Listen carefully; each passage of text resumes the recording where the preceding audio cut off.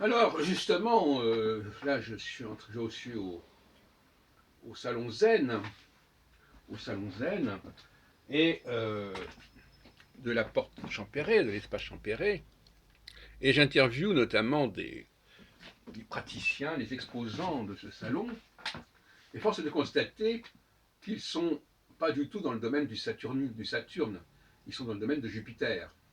C'est-à-dire qu'ils ne sont pas là pour comprendre le monde, mais pour le modeler à leur guise. J'ai eu des débats comme ça avec des coachs et autres catégories. Donc ce salon Zen, il rassemble des gens qui sont à l'opposé de la science, je dirais quelque part. C'est-à-dire qu'ils ne cherchent pas à connaître le monde, mais qui veulent le modeler à leur guise. Et ils veulent que les gens le modèlent à leur guise. Donc ils sont dans le domaine du droit, au sens large du terme. C'est-à-dire, je me donne des lois, où le coach il donne des lois, il donne des dates, il donne des structures, mais c'est quelque chose qui vient de lui, c'est pas quelque chose qu'il a dû découvrir dans le monde. Voyez-vous. Alors qu'à l'opposé, évidemment, on pourra ironiser sur le salon parapsy, mais le salon parapsy, c'est un salon saturnien et pas jupitérien. Alors, on peut très bien, en tant que saturnien, établir des lois qui se retrouvent ensuite discutées. Mais ça, c'est le propre de la science, d'être constamment en discussion. Et quelque part, l'antiscientisme, il emploie beaucoup, va volontiers l'expression de pseudoscience. Il attaque la science par son maillon faible, par sa fragilité, par sa remise en question. Mais entre des gens qui élaborent comme ça dans leur tête et qui mettent en place des lois, des dates, des calendriers, comme le fait le coach et comme font d'autres praticiens de ce salon zen, et d'autre part des gens qui essayent de prendre connaissance de lois, comme en astrologie. Alors ils peuvent très bien errer dans cette recherche des lois, ils peuvent très bien errer même dans l'étude des textes anciens, qui est également saturnienne, parce qu'il faut quand même essayer de comprendre ces textes, comprendre leur contenu. Mais on n'est pas dans la projection. Donc je vois j'interroge des coachs qui me disent voilà, on va décider d'un calendrier, il va falloir s'y tenir absolument, se préparer à cette date qu'on a fixée, voilà.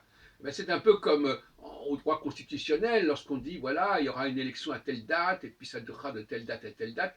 Pour un saturnien, tout ça, ça paraît complètement dérisoire, parce que les dates, on ne peut pas les fixer comme ça, n'importe comment. Ça, c'est une sorte d'humanisme qui s'oppose au scientisme, quelque part. Moi, je suis quand même scientiste, qu'on le veuille ou non, et au sens large du terme. Et donc, par conséquent, il y a un dialogue impossible entre les jupitériens du bien-être et les saturniens du bien-être, si on veut. Hein. Les jupitériens du bien-être, ils légifèrent hein, à un petit niveau, hein, même quand quelqu'un se donne des dates, il légifère pour sa propre vie. Alors que le saturnien, lui, il essaie de comprendre ce qu'il en est, quelles sont les structures fondamentales du temps, et de l'espace d'ailleurs. Par exemple, dire à un jupitérien qu'il y a des hommes et des femmes, c'est déjà scandaleux parce que c'est une réalité, il ne veut pas de réalité, c'est le déni de réalité. Il faut remplacer la réalité par un ordre qui convient, qui est imaginé, qui est programmé par l'esprit. Bon.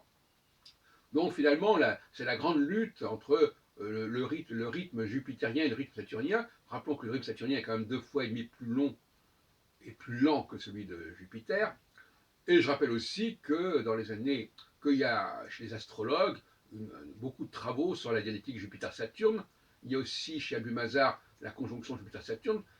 Donc c'est fondamental, c'est la dualité fondamentale de la société. Et on devrait d'ailleurs en rester là et pas ajouter d'autres choses. Mais dire que, comme Barbeau, que Saturne c'est la rétraction et Jupiter c'est l'expansion, ça me paraît très, très rapide comme jugement. Donc moi je dis non, Saturne ce sont les lois objectives et Jupiter ce sont les lois subjectives.